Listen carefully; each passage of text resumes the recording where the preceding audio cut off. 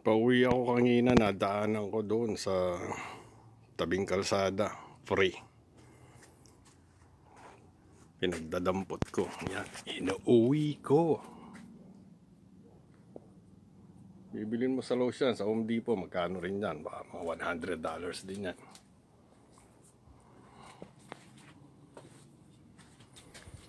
Yan, tambak ko doon sa likod. Pag kailangan na, yan ang magagamit.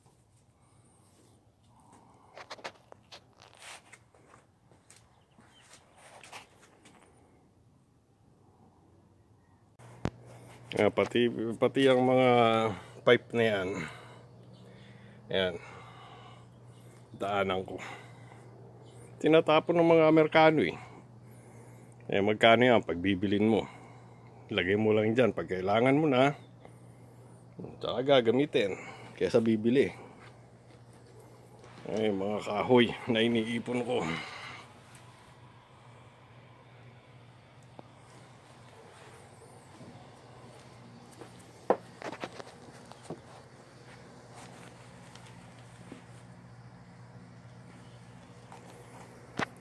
Yung mga Amerikano, tapon ng tapon eh. Kaya pag kailangan nila, bili naman sila ng bili. Kaya okay lang yun. Pag nakita ko naman, kuha ako ng kuha. Tapos tabi ako ng tabi. Pag kailangan ko, hindi na ako bibili.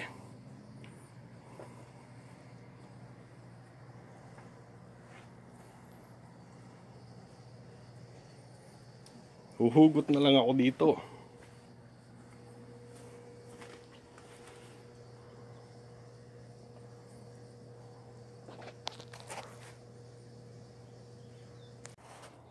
Ayan, oh. Kaya yung ginawa kong bagong garden bed namin, puro pakis-pakis na kahoy yan. Iba-ibang junk na kahoy. Pinaguhugot ko dun sa stock ko. Instead na bibili pa ako, ayan na lang. May taniman na. Kaya iba-ibang kulay, iba-ibang klase. Pero mga Amerikano gusto nila, ano yan, isang klaseng kahoy, maganda pagkakagawa, pare-parehas ang kulay. Kung gagawin mo yun, baka mga $200 yan, $250 kasama na labor doon. Yan, libre.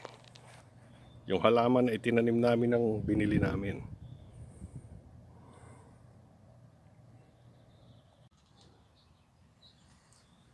Kulay brown na kahoy, kulay blue.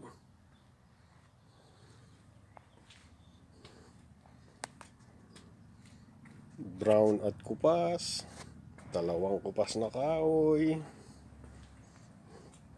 Brown at kupas, bulok na kahoy.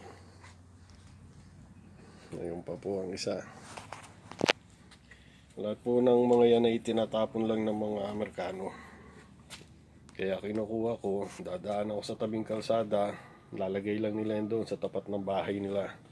Pag nilagay nila sa tapat ng bahay nila, ibig sabihin free na yan. Minsan nilalagyan nila for free. Kaya kinukuha ko, minsan kasama ko, asawa ko, anak ko, hinahakot namin. Ayun, nagagamit namin. Kaya sa bibili ka, magkano isa niyang 4x4 na yan. Itong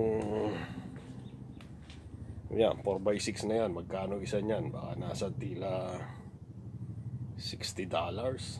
6 times 5, 300 na yun.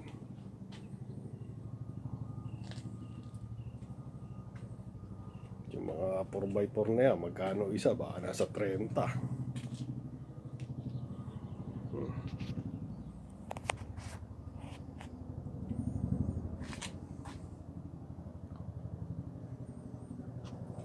Ito yung mga kahoy na yan na ginamit ko dyan. Ito yan, binili ko yung tatlong mahaba na yan. Pero yung iba niyan, puro nadampot ko lang yan sa tabing karsada. Napapakinabangan namin. Yung hollow blocks, marketplace, 50 cents isa.